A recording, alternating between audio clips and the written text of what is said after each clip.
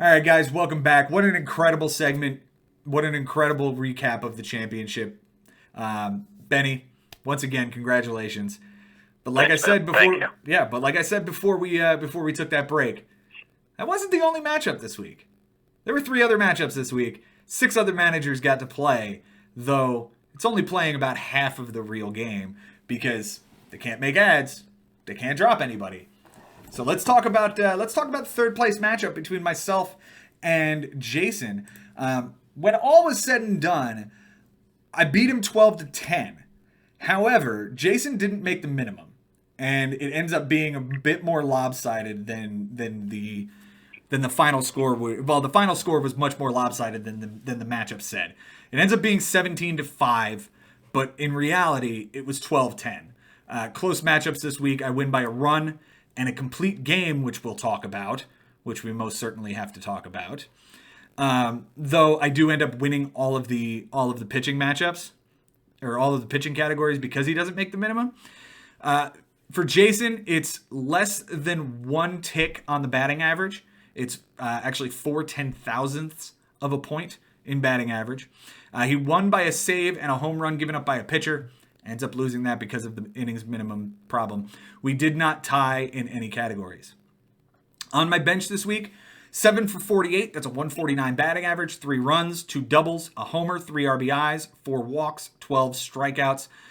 None of that plays. I mean, unless I play all 12 strikeouts, then I lose that category. My team didn't hit worth a shit.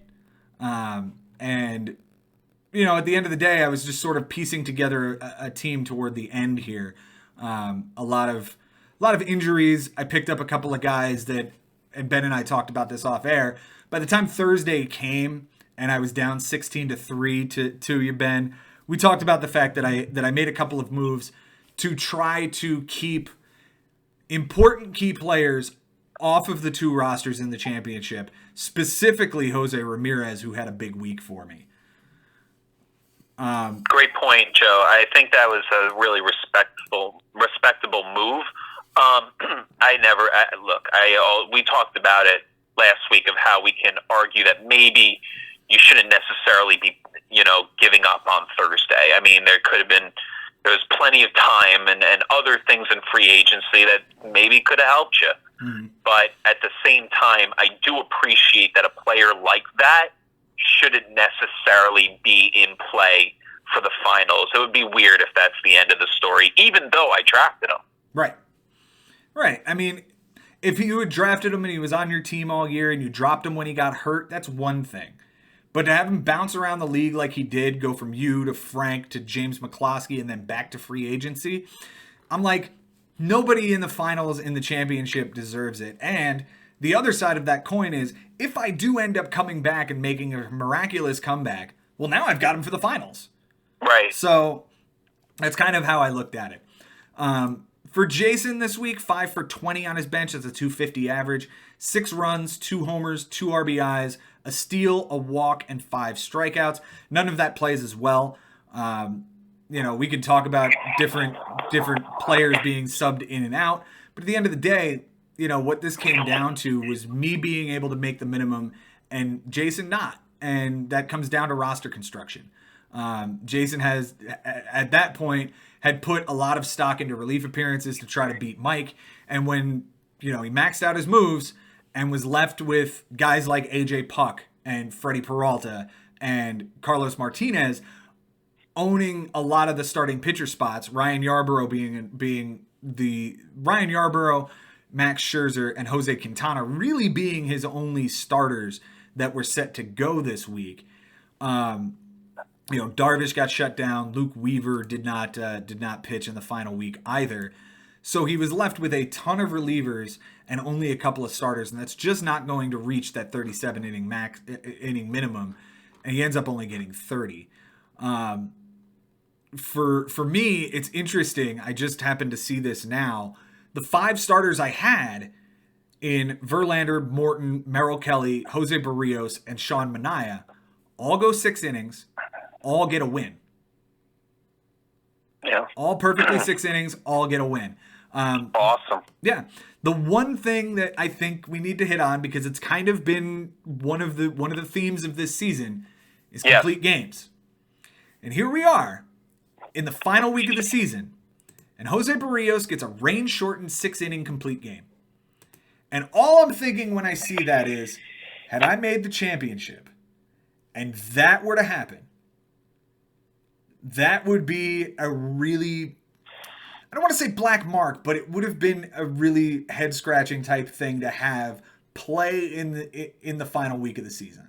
Sure, I agree that could potentially be catastrophic. I could understand the acknowledgement of it, but that's not how it turned out. Right. Fortunately, we can look back and see in the season and say that everything seemed legitimate the way it was supposed to. Yeah.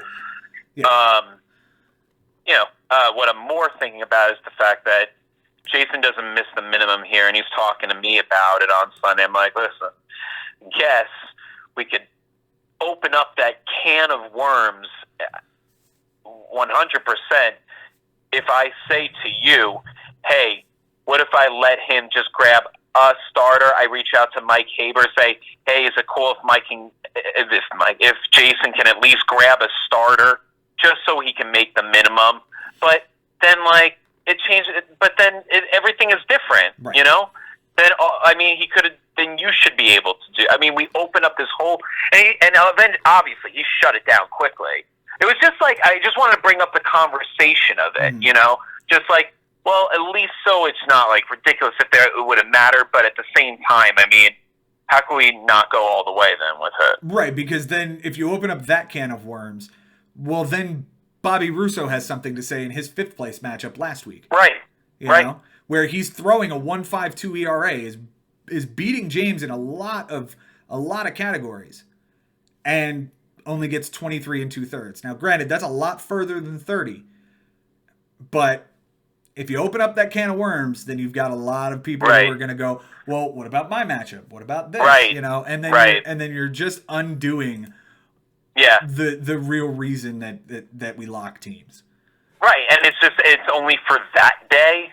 Just for what I mean? Just that could have been done on another day, maybe, but I knew that at least I only have to consult you and my opponent, because we're the only ones playing in there, but and has that occurring. The other ones are going to make their minimum, right. But even still, you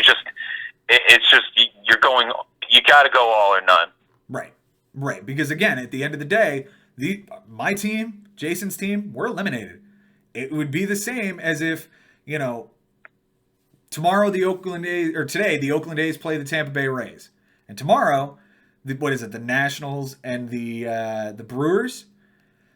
So if on Thursday, all of a sudden now the Brewers make a roster move and they pick somebody, they call somebody up from AAA, it just doesn't work that way. Right. It just doesn't work that way. And this is this is the way we play. This is what it is, and this is what you end up with. Jason did put up a good week. I'm not gonna say he didn't.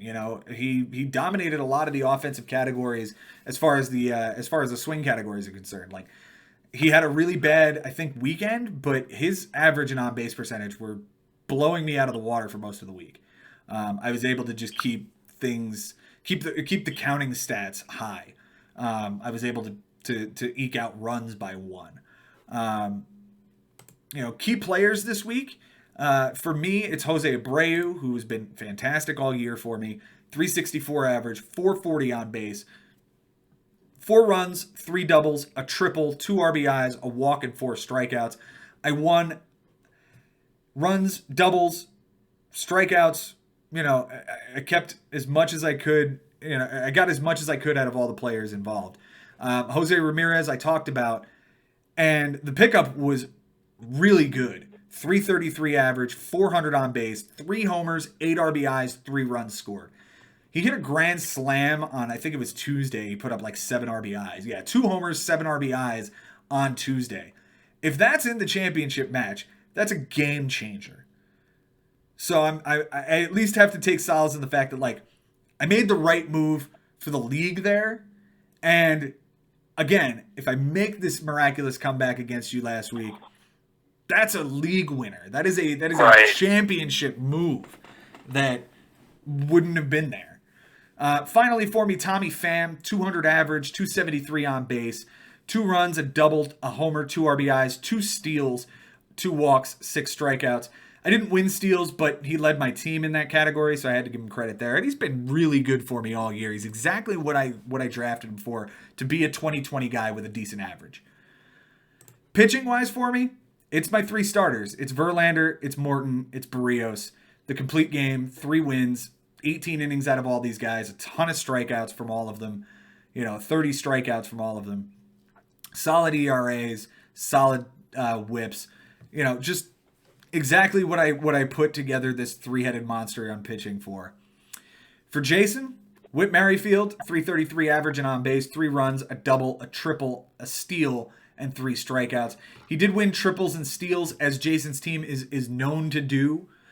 We know that his team the team he built this year was speed heavy, and this is a testament to that. Victor Robles as well, 238 average, 292 on base, 3 runs, a double, an RBI, 2 steals, a walk, and 8 strikeouts. And finally, Anthony Rendon, 3 runs, a homer, 6 RBIs, a steal, 10 walks, 5 strikeouts, and an error.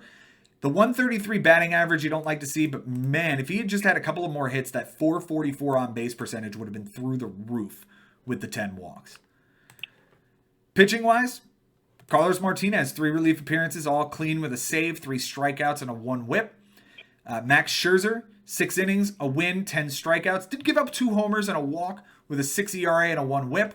And finally, Will Harris, 3 relief appearances, 2 innings, 2 saves, 4 strikeouts. Didn't even give up a walk or a hit, so zeros across the swing stats. I give Jason a ton of credit for this year. First time making the playoffs, and he finished his top 4. Congratulations to him. I can't wait to see what he's capable of next year. Well said. He's a great manager.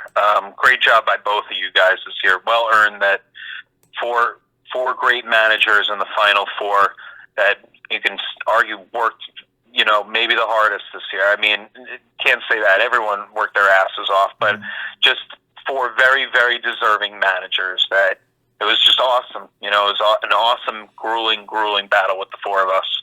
Absolutely. We've already gone over both of these teams as far as our win-losses and our drafts. If there's nothing else to add, I think we move on. Yeah, let's do it. All right. Let's move on to the 7th place matchup in the championship of the consolation bracket.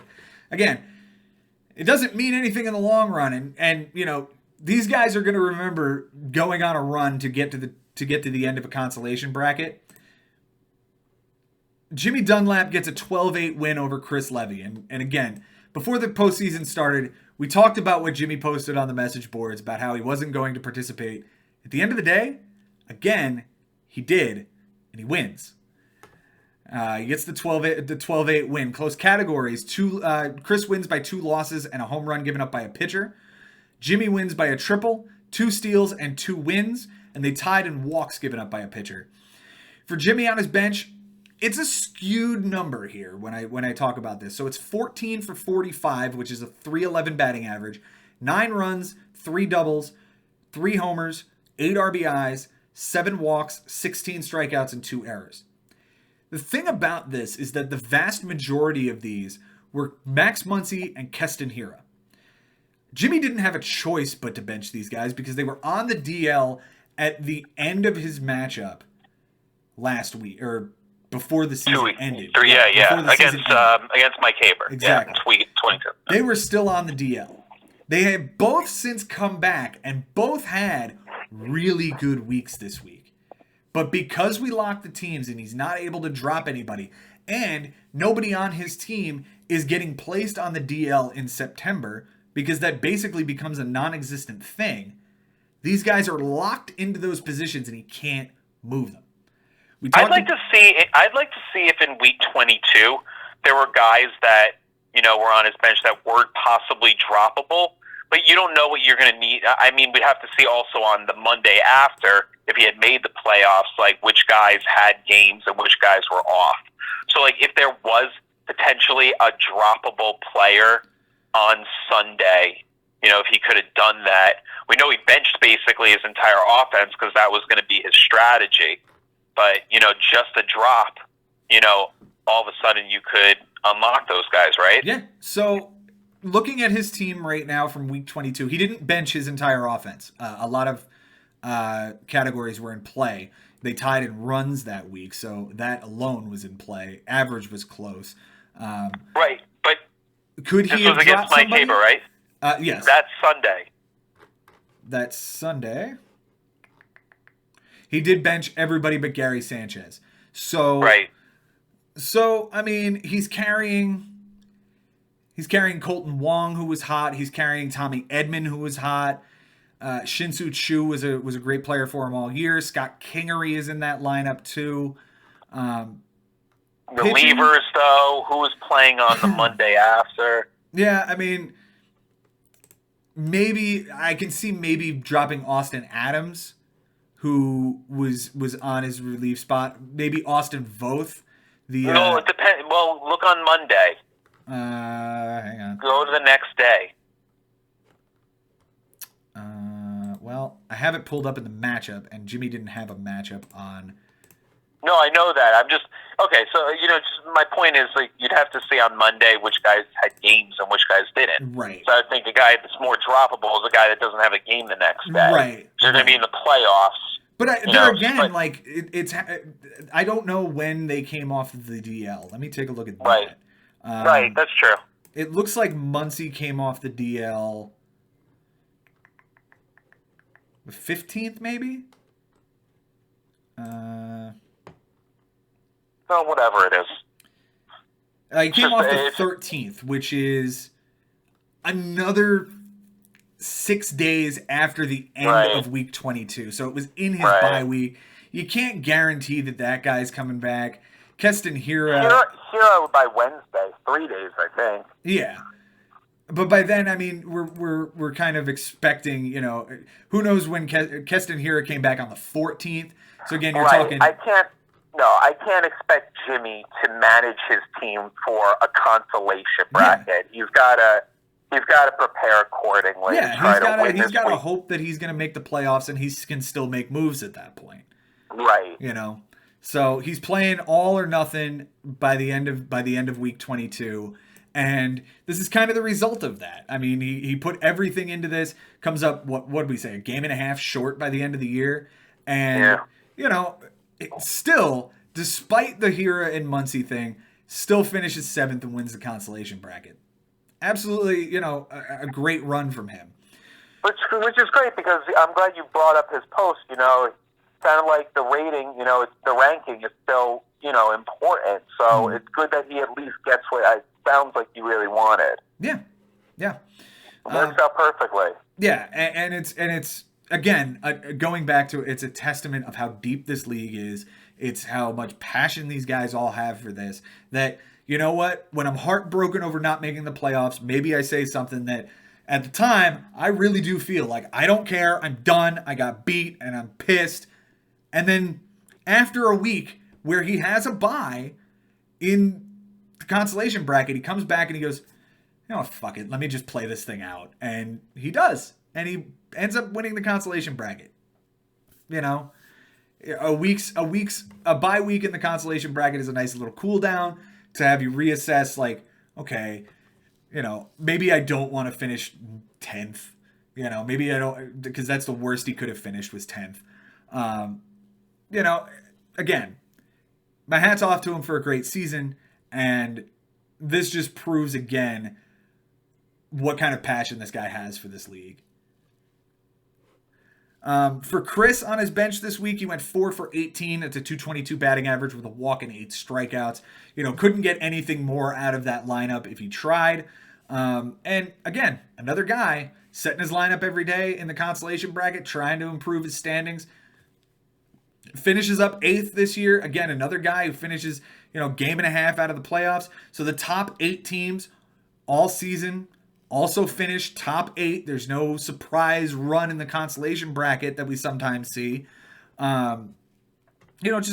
Just another strong performance from a guy that I look forward to seeing next year.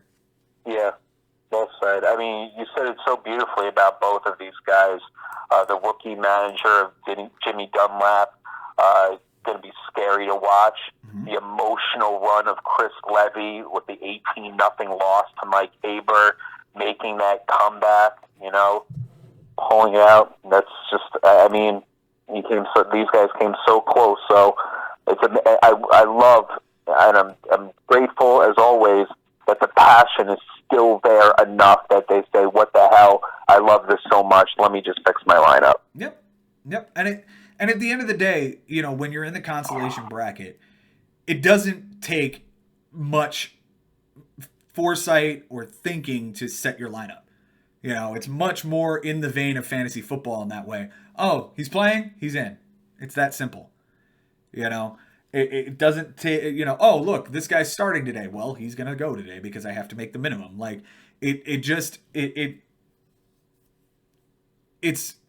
I'm thankful that we have a group of managers, especially in the consolation bracket, that still make this thing competitive all the way down to the final week. Key players for this matchup, we'll start with Jimmy, who won the week. Alex Bregman, 368 average, 538 on base percentage, 5 runs, 2 doubles, 2 homers, 4 RBIs, 7 walks, and 2 strikeouts. The guy has been just absolutely lights out all season. Could argue deserves the MVP in the AL, but I think that's Mike Trout's to lose. Aristides Aquino, who was kind of the answer to... I'm sorry, wrong team. Tommy Edman. 407 average, 515 on base, 7 runs, a double, a triple, a homer, 4 RBIs, a steal, 3 walks, 5 strikeouts, and an error. Filled up the entire stat line. Jimmy got himself a really, really scrappy player in that guy. Be interested to see what the Cardinals do with him next year. And finally, Will Smith, not the rapper, not the pitcher, but the catcher. 385 average, 529 on base, 4 runs, a double, a homer, 5 RBIs, stolen base, 2 walks, and 2 strikeouts. I would imagine he's their catcher going forward. I think the Austin Barnes experiment is over. I think this is the kid going forward, and I think he's going to fly up draft boards next year. Could see him in the mid-rounds next year, somewhere between like 7 and 12. Pitching-wise for Jimmy, Lance Lynn, another great start from him, 7 1/3, 10 strikeouts, 1 solo homer, a walk, 123 average, and 041 whip, and did get the win. Mike Minor, 8 2/3, 2 homers, 2 walks, 9 strikeouts, a win. 5.19 ERA and a 138 whip you don't like, but man, to get 8 2/3 from a guy in the last week of the season, I'm sure he really would have loved to see a complete game there, but I just don't think that they were looking to have that happen when that game was getting close toward the end, and he did give up. He gave up, looks like 2 earned runs in the 7th, so be interesting to see what the 9th inning looked like. Finally, Zach Greinke, who may be a league winner for the Houston Astros, 8 1/3, a win, a walk, 9 strikeouts. This was the game where he was taking a no-hitter into like the 9th inning or the 8th inning or something. Just another amazing season for Zach Greinke. And we talked about it a lot with this lineup and this rotation, that other than Greinke, there really wasn't a lockdown number 1 bona fide ace. And Greinke sort of sat toward the bottom of those guys that you would consider an ace. But if you look at the next, I'd say 20 or 25 guys, like 4 of them are on this team. So, he put together a rotation of Greinke and Castillo and Minor and Lynn and Boyd and, just a really solid 5 guys that he could go out every single week and compete with. For Chris this week, Jackie Bradley Jr. gave him a strong week. 296 average, 345 on base, 5 runs, 3 doubles, a homer, 6 RBIs, a steal, a walk, and 8 strikeouts. Aristides Aquino, I was about to say that he was kind of Chris's answer to Mike Haber's pickup of Yordan Alvarez. This kid was just on fire and gave him another great week here in the final. 250 average, 357 on base, 4 runs, 2 doubles, 2 homers, 3 RBIs, 2 steals, 4 walks, and 8 strikeouts. Yeah, I'd liken your that pickup to yours of Oscar Mercado as well. Okay. Yeah, I like that. I like that. Obviously different skill sets. Where Mercado's more of a speed guy, but no, with absolutely. some pop. Yeah, absolutely. And those are the guys you need to find. You need to find these rookies. Your Kevin Newman is another great example. Like, great point. You just need to find these guys and plug them in. There's always going to be a rookie that breaks out. Obviously, the rookie that broke out is Pete Alonso. But there's still going to be, 6 other rookies behind him who get Rookie of the Year votes. At least. Pitching wise for Chris, it's 2 relievers here. It's Brandon Workman who got him a save and 2 clean innings with an 0.50 WHIP and 3 strikeouts. It's Archie Bradley who gave him 3 relief appearances, 4 strikeouts over 2 2/3 with 2 saves and a 1.13 WHIP.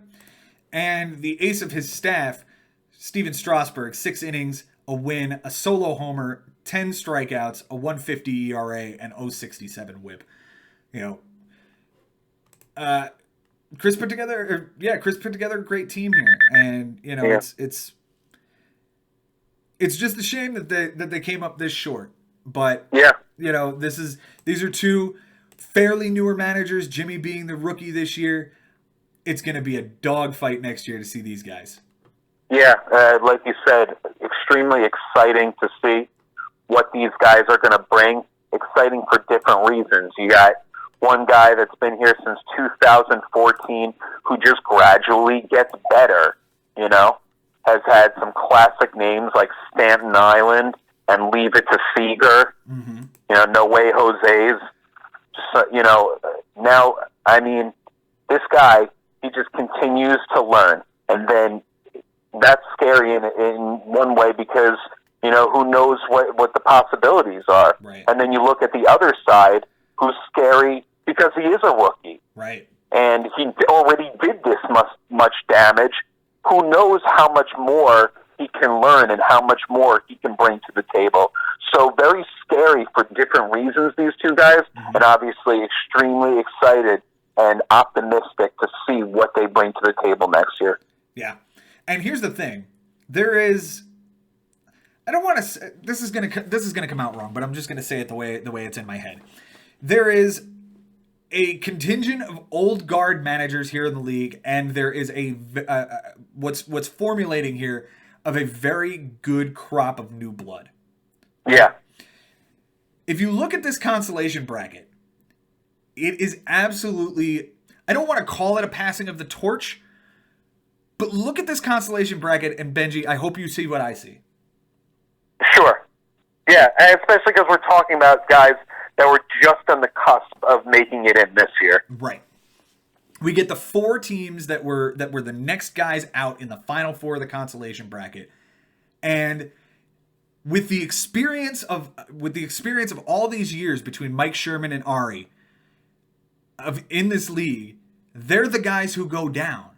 This would absolutely not have surprised me if both Mike Sherman and Ari made it to the finals of this consolation bracket because of the runs that they went on during the regular season. And that's not the case here. Right, but that's just, but we can't judge it on that. No. Because we don't know what the heck they could have done with moves. Sure. I completely agree with you on that. But what I'm saying here is, like, you see this, and you see these new managers taking down some of the old guard. And this is going to be a dynamic next year that I really look forward to seeing. Names like James McCloskey, names like Jimmy Dunlap and Chris Levy, and hell, we're going to throw Frank Bucco's name into that. Yeah, Uncle Barry's not a last place team. That just happened because he had a lot of bad luck, and he'll admit, there was a challenge adjusting to the inning minimum because he wanted to make sure that he got it, so he would go for it early and didn't want to leave himself in a spot late. That just takes adjusting. It's one of the most dangerous managers we've ever had. Frank, incredible rookie, as far as how he learned throughout the season. So yeah, it just doesn't matter. They're all dangerous. And Andy Sologreco, the list continues. Yeah, and if we add Bobby Russo's name to the crop of new managers that have come in here, guy cracked the playoffs this year. There is certainly a really nice dynamic of the old guard and the new blood that's coming into this league. Yeah. Next year is going to be wild. I can't wait to see Dog it. fight. I can't wait to see it. With that, let's go to that old guard matchup of Ari versus Mike. And, you know, they play to a 9-9 tie. Now, I guess the tiebreaker here was best record in the regular season. That went to Mike Sherman. So Mike ends up in 9th. Ari finishes in 10th this year. Close categories this week. Ari wins by a double, a home run given up by a pitcher, and 2 relief appearances. Mike wins by a loss. They tie in triples, RBIs, and saves. Triples and saves being 0 apiece. And RBIs, ironically, being 21 apiece. For Mike this week, he went 0 for 5 with 2 strikeouts on his bench. That's it. You can't get any more than that. For Ari, he went 3 for 13, 231 batting average, 2 runs, a double, 3 RBIs, a walk, and 5 strikeouts. Anything play? No, because he won walks. He won the RBIs. The RBIs absolutely play. But one of those was a pinch hit 2 RBI double on Thursday, and then Tuesday he had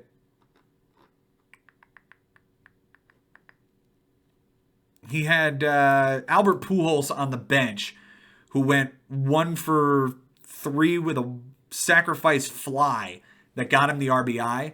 But the only way to play him would be to either bench Vladimir Guerrero or put him in for Ryan Zimmerman, who also got an RBI, so it would have negated everything. So Vlad Guerrero that day went 0 for 3 with a strikeout. But, I mean, it's Vlad Guerrero. Are you going to bench him this late in the season? I don't think so. Just a classic matchup between these guys. Neither one of them hit particularly well, 238 to 218. But both of them made the minimum, so there's that. We don't have a blowout on one side because of that. Right. Key players this week for Mike, who won the week. It's that man again. It is that polar bear and rookie of the year. It's going to be Pete Alonso, who had a great end of the season. 172 average, 226 on base percentage. That's kind of ugly. 5 runs, 3 homers, 5 RBIs. Those 3 homers give him the rookie record in the MLB with 53. He had 2 walks and 14 massive strikeouts. He was swinging for the fences, Benji. Let's be honest. Sure. Danny Santana gave him a good week as well. 263 average, 423 on base, 7 runs, a double, 2 homers, 8 RBIs, 3 steals, 4 walks, 5 strikeouts, and 2 errors. And finally, Manny Machado, a name I did not say very much this year, gave him a good week in the final week of the year. 389 average, 450 on base, 2 runs, a double, 2 homers, 3 RBIs, 2 walks, and 3 strikeouts. Yeah, it's kind of why I stayed away from that Taylor Clark pickup on Friday, although he seemed to not burn him, but still, that's a great week from a guy. Yeah. Well, on Friday, Taylor Clark did give up a home run to Manny Machado. Well, there you go. There you go. That's funny because home runs started to become in play in my matchup. So, dude, I don't know. That freaking Ronaldo Lopez. I don't think we'll ever forget about this guy. No, not at all. I'll be interested to see where he's drafted next year. He might be a hype guy for some guys because of stuff like this. Because of what just happened, maybe. Right. Pitching-wise for Mike, Clayton Kershaw, 7 innings, a win, a walk, 8 strikeouts. It was in relief. He pitched 6 innings in San Diego and then threw an inning of relief in San Francisco in the final game of the year. That was the game that he came in and Madison Bumgarner was a pinch hitter. And he got a standing ovation as it might be his last game in San Francisco because he's a free agent at the end of the year. I thought it was nice that they were able to line up Kershaw versus Bumgarner, pitcher versus hitter, even if they couldn't make it, a pitching duel. Mike Clevenger gave him a good start as well. 7 innings, a win, 10 strikeouts, a walk, an 0.86 whip. And finally, Dinelson Lamet, 5 innings, did give up 3 homers and 2 walks, but got 10 strikeouts, a 7.20 ERA, a 1.60 whip. Mike did win strikeouts, ERA, WHIP, wins, losses, and innings pitched. Just a really, really good performance on his pitching side. 193 ERA and 094 WHIP. For Ari, Asdrubal Cabrera gave him a good week. 333 average, 450 on base, 6 runs, a double, a homer, 4 RBIs, 4 walks, and 2 strikeouts. Starlin Castro, 350 average, 409 on base, 3 runs, 2 doubles, a homer, 3 RBIs, a walk, and 3 strikeouts. And finally, Charlie Blackmon, 211 average, 375 on base percentage, 3 runs, 2 homers, 4 RBIs, 4 walks, and 4 strikeouts. Pitching wise, it's 3 relievers here. Andrew Kashner, 4 relief appearances, 3 2/3, and 4 strikeouts. I'm highlighting him because he did win relief appearances. Eric Swanson, because Kashner's ERA was 12.27. It was just bad. Eric Swanson, where the hell is he? Here he is. 2 relief appearances, all clean, and 050 WHIP over 2 innings. And finally, Rafael Montero, former Met great and man crush of Ben Nisman. 2 relief appearances, 2 innings, 4 strikeouts, and 050 WHIP. Good way to end it. Great way to end it. And you know what? A great way for these guys to end the season. A nice 9-9 tie, old guard, nice handshake, have a nice off season. Right. Benji, with that, it's time for best and worst, my friend. And this is a special week for best and worsts because, unless I'm mistaken, we're taking all of the best and worsts from just your matchup with Mike. Am I correct? Yeah, I think that makes the most sense, right? Yeah, I think so. So, okay. Give me your, do I even have to ask who your best pitching performance is, Benjamin? If you want to, but I guess you don't have to. Well...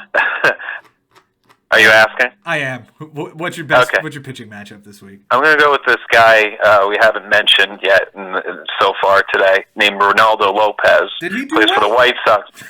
Apparently, he pitched against the Tigers for the 2nd time in a row on a Sunday, and he delivered with 8 innings, the win. Even towed the rubber in the 9th inning, gave up a base hit to my own player that kicked him out, but even still, just a 1 home run from a guy I drafted. And Miguel Cabrera in the 1st inning got it together. Only 1 walk after that. 9 big punch-outs, the 1.13 ERA, a .75 WHIP. My God, my friend, I will never forget your name. Thank you so much, my man. Ronaldo Lopez, you are my hero, helping me bring a championship home. My God. Well, on the other side of the coin, I have to give credit where it's due to Jack Flaherty.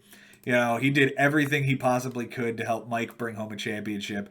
Goes 2 starts this week at Arizona and at home against Chicago, 7 innings apiece, 1 win, 17 strikeouts to 3 walks, nothing earned, an 0.43 WHIP.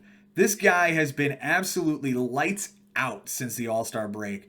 Gave Mike everything he possibly could, basically threw his right arm on the ground and said, "There, I've done everything I can, finish it," and Mike just couldn't get it done. But Jack Flaherty has been his ace all year. Right. Who's your hitter of the week there, Benjamin? Oh, it's really tough. So I'm going with co-MVP, and I'm calling it Trey Squared. I think they might actually spell their first name differently. They do? But even still. Trey Mancini was 9 for 21, actually, with 5 runs, 2 doubles, a home run, 3 RBIs, 6 walks, and 4 strikeouts, to the tune of a 4.29 average and a 5.56 on base percentage. Trey Turner was 10 for 27, so not much different. That's a 3.70 batting average, a 3.93 on base, but it's the 7 runs that are so crucial in this matchup. The 4 doubles are so crucial to give myself some separation and make my decision so much easier. His 1 steal, or rather he didn't steal actually, he got 3 home runs, 7 RBIs, a walk, 7 strikeouts isn't pretty, but again, it was the positives he brought more than the negatives. Yep. I'm gonna again go back to Mike's team here and give it to the guy we talked about that. Had this been a different outcome, we would have been talking quite a bit about Jock Peterson. 357 average, 412 on base, 5 runs, 4 homers, 6 RBIs, 2 walks, 2 strikeouts, and an error. And the error is kind of key because he does tie that category, and that would have been interesting if he had not made that error. Yeah. Speaking of errors, one of my pickups, Miguel Rojas, he had an error, but 8 for 23, 4 runs, the RBI, a steal, 348 average, 375 on base. He just can't be overlooked just because, I realize he's not a guy I drafted. I mean, I traded for Trey, but, even still, this guy in the last week, what more can you really ask for? Absolutely. Benji, who's your worst pitcher this week? Well, I'm actually going to give it to Ross Stripling. He was the starter. I had him as a bulk reliever expecting it, but early in the week I found out he was going to be starting, and he was not good. You could probably tell me who he was pitching against. I don't recall, but it felt like a good enough matchup. 3 innings pitched. He got the 7 Ks. That was helpful. A walk, but a 9 ERA. Not helpful at all. Yeah, that start was in San Diego. So it's again a case of you were going up against Petco. Yeah. Yeah, at 167 whip. Look, didn't kill me because it was only 3 innings and it didn't get much worse. I was still able to navigate through it, but even still, early in the week, a bad decision by me there. Yeah. For Mike, I'm going to give it to Aaron Nola. Just not what you would want out of your second-round pick in the final week of the championship game. He goes up against Washington in D.C., goes 5 2/3, gets the loss, gives up a homer, 4 walks, does give him 9 punch-outs, but a 7.94 ERA, a 1.59 whip. Just not what you want out of that, out of a guy that's going to anchor your rotation. Benji, who's the worst hitter this week? Well, he had a lot of really good hitters for the most part. It was just he ran into some issues towards the end because Jock Peterson batted 357 and Chris Davis batted 333. So there were some that did stand out. Unfortunately, the guy that we talked about that I draft often, Cesar Hernandez, 235 batting average, 297 on base. That's an 8 for 34. 6 runs, 3 doubles, 2 home runs, 3 RBIs, 3 walks, 8 strikeouts. Not horrible, It was Didi. It was this guy that, he's been solid for him. He missed some time, but unfortunately he didn't come through here. 2 for 15. 1 double on Saturday. It was a big 2 RBI double, I believe, that at least kept Mike in it and kept me sweating that he got one right at the end. It was looking awful until that point, but just that double, the 3 RBIs, 2 strikeouts, a 133 average, and 133 on base. Yeah, by the same token, I'm going to turn around and give it to Yordan Alvarez. This kid would have been a league winner if Mike was able to close this thing out. But he would have needed Yordan Alvarez in the last week. And the guy, 0.67 average, 222 on base. Just a double, an RBI, 3 walks, and 9 strikeouts. 1 for 15. Yeah. 1 for 15. Honorable mention goes to Carlos Santana, who carried your team for much of the season. 0.67 average, 125 on base. A run, a walk, 6 strikeouts, and an error. Also, 1 for 15. Yeah, just an ugly week. Benji, I would say it's about that time that we ask for Manager of the Week, but I think it's kind of obvious. The Manager of the Week has to be the league champion. So on behalf of the other 15 managers here, I feel like I am speaking for everyone when I say, Ben, you're Manager of the Week for Week 25, and once again, congratulations on your championship win. Thanks again, Joe. It means more than you know. And I can't believe I'm here talking to you about this because I've had a lot of opportunity to talk to you throughout this season, and right now I'm practically speechless. I've really, really had a magical,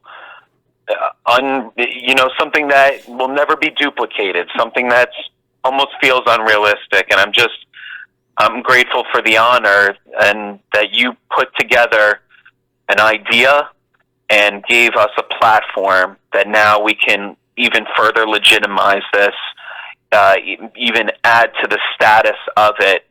The Bigs is the best, but you helped put it over the edge, buddy. Thank you for giving me this opportunity on this first year, and I hope I did it justice for you. I hope this was as special of a year to everyone else than it is to me, because even though there can only be one champion, it was still an incredible ride and still really fun for everybody. Yeah, Ben, I'm just happy that the reception of this show has been as great as it is. And guys, it's not over. The season may be over. We may be wrapping up this year, but we've got some stuff that we need to finish out. Tomorrow, we're coming back. We had a little bit of technical difficulties toward the end of last week's show. We want to go over a couple of more historic semifinal matchups. We want to hit on some historic finals matchups. And then I think we're going to hit on a couple of teams that it was asked of me the other day by James McCloskey to have us break down teams individually week by week and see where things went sideways or where things improved and how they ended up where they are. I'll be more than happy to do that. I just need to know what teams I need to be breaking down. So if that's something you guys are interested in, let Ben know. We'll be happy to get that done for you. On Thursday, we'll be coming back with recaps of the wild card games, and we're going to sort of transition into the off season here. We're going to talk about the playoffs. We're going to talk about managerial openings. We're going to talk about free agents. We're going to talk about where we think they're going to sign. We're going to talk about who we think might be good candidates for the managerial openings. We're going to talk about year-end awards, MVP, Cy Young, Rookie of the Year, Reliever of the Year, things like that. And then as the season continues to end and the off season continues, we'll talk about the winter meetings. We'll talk about the previews going into next year. And I can't wait for this off season. It's going to be fantastic. Question is, where can you find this? Well, I have the answer.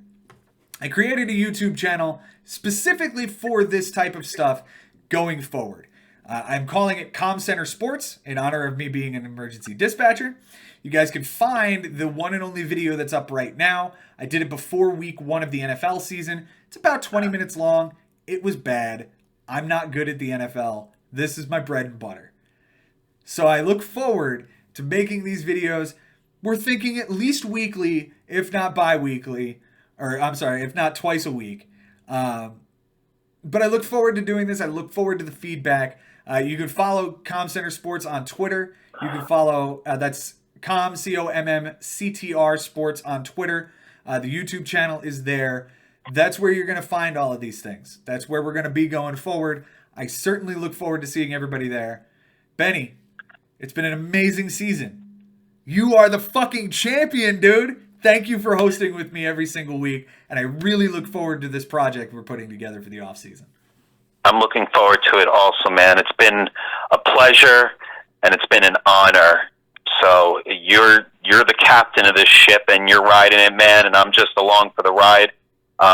It's a hell of a great time, man. I enjoy doing it with you so much, or I wouldn't. So thank you so much for that. Thank you for the congratulations. I came into this season as a grizzled veteran commissioner, and I walked out a new man and as champion. So thank you so much. I see what you did there. Very good. Guys, until tomorrow, it's been real. It's been fun. It's always real fun in the bigs. We'll see you tomorrow.